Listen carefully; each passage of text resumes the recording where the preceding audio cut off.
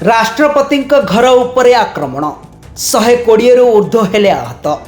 सरकार और पुलिस विरोध में रास्ता को ओह्लाइले शह शह युवक धारणा देवा सहित कले प्रतिवाद। देश में बढ़ुथिबा अपराध एवं हिंसा विरोध में एथर मेक्सिको रे एकाठी होइचंती जेनजी। मेक्सिको रे देखा देइची जेनजी विद्रोह। विक्षोभ बेले प्रदर्शनकारी माने हाथ में जेनजीर प्लाकार्ड धरिथिबा देखिबाकू मिलिथिला। जड़े मेयर हत्या प्रतिवाद रे सेमाने रास्ता को ओह्लाइथिबा जणा पड़िछि। केवल एतिकी नुहे, गत किछि मास ହେଲା देश में अपराध बढ़ी जहाँ साधारण लोकों को चिंतार पकाइथिला।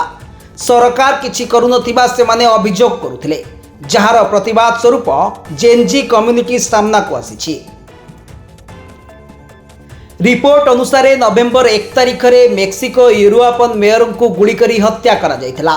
देश में एक छुट्टी दिन में अनुष्ठित कार्यक्रम में यही हत्याकांड होइथिला, जहाकू जेनजी गुरुतर सह नैचंती।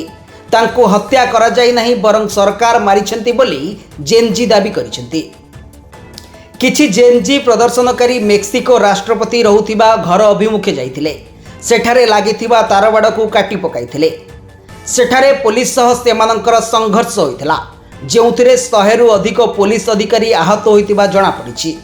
सेमानंक मध्यरु 40 जन गुरुतर होई हॉस्पिटल रे भर्ती होइछंती।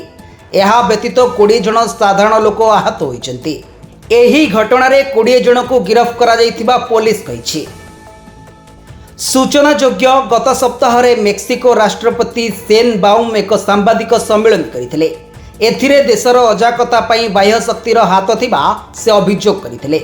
मेक्सिको रे सरकार भांगिबाकू एहा चक्रांत बोली से कहिथिले। Bureau report, news alert 24x7।